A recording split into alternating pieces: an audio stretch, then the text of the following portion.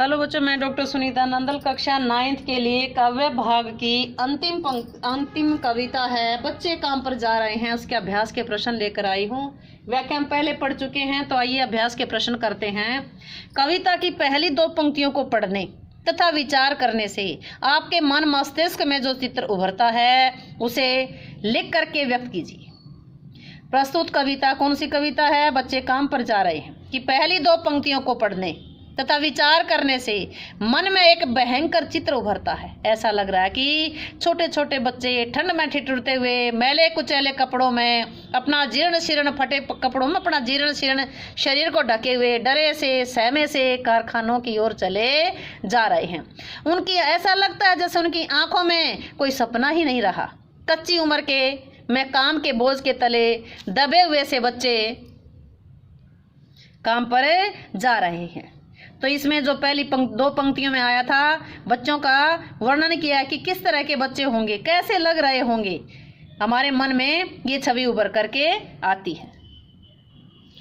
आइए अगला प्रश्न देखते हैं कि कवि का मानना है कि बच्चों के काम पर जाने की भयानक बात को विवरण की तरह ना लिख करके प्रश्न के रूप में पूछा जाना चाहिए। किसकी तरह ना लिख करके? विवरण की तरह ना लिख करके प्रश्न के रूप में पूछा जाना चाहिए कि काम पर क्यों जा रहे हैं बच्चे। कवि की दृष्टि में उसे प्रश्न के रूप में क्यों पूछा जाना चाहिए? कवि की दृष्टि में इस भयानक बात को प्रश्न के रूप में इसलिए पूछा जाना चाहिए क्योंकि यह बात कोई साधारण बात नहीं है।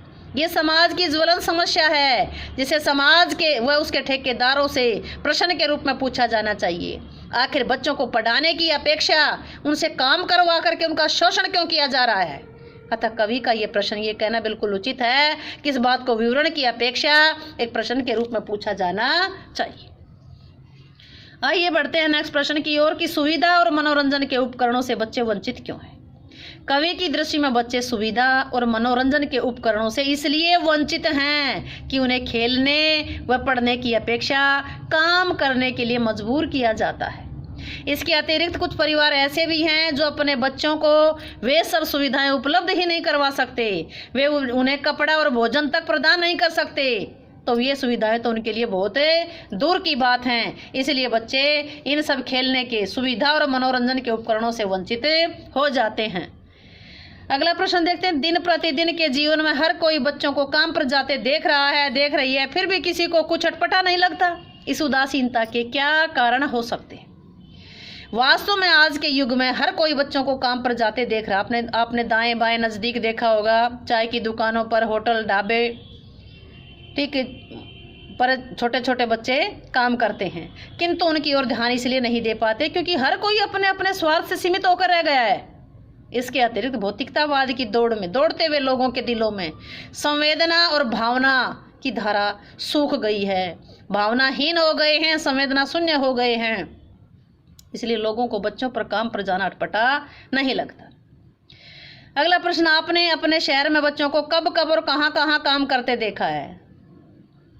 हम अपने शहर में बच्चों को चाय की दुकानों पर, होटलों पर काम करते हुए देखा है। इतना ही नहीं, उनके नाम भी बदल दिए जाते हैं, छोटू, कालू, भुंडू आदि।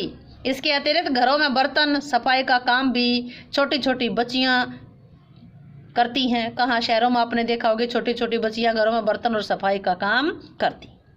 बच्चों का काम पर जाना धरती के एक बड़े हादसे के समान क्यों है? धरती पर किसी बड़े हादसे के घटित हो जाने से जीवन का विकास रुक जाता है। धरती पर किसी बड़े हादसे के घटने से जीवन का विकास रुक जाता है। उसी प्रकार बच्चों के काम पर जाने से उनके जीवन के विकास की प्रक्रिया है वो भी रुक जाती है। उनके कुछ बनने की संभावनाएं हैं, होती हैं, किंतु वे वैसे नहीं बन पाते जैसे बनने चाहिए। इसलिए बच्चों को काम पर जाना बच्चों का काम पर जाना धरती के एक बड़े हादसे के समान है। तो ये थे इनके अभ्यास के प्रश्न। आइए अब देखते हैं इसके वस्तुनिष्ठ प्रश्न। अध्याय का तीव्र अध्याय। बच्चे काम पर जा रहे हैं कविता के कवि हैं राजेश जोशी। कैसी सड़क से बच्चे काम पर जा रहे हैं? कोहरे से ढकी है, ठंड पड़ रही है। कोहरे से ढकी सड़क का मतलब क्या है? प्रातःकाल, सुबह सुबह धुंध पड़ रही है, कोहरा पड़ रहा है और उसी कोहरे से ढकी सड़क पर बच्चे काम पर जा रहे हैं।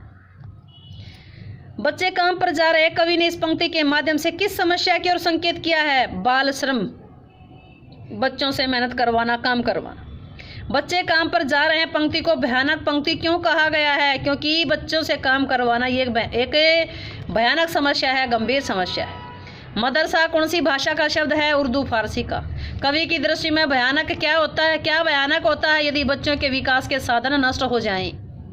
कवि की दृष्टि में सबसे भयानक क्या है? बच्चों के विकास के साधन नष्ट हो, मतलब बच्चों के विकास के साधन होते हुए भी उनसे काम करवाना, ये सबसे भयानक है। हस्ब मामूल व्याख्या में आया था, इसका अर्थ क्या है? यथावत, ज्यों का त्यों।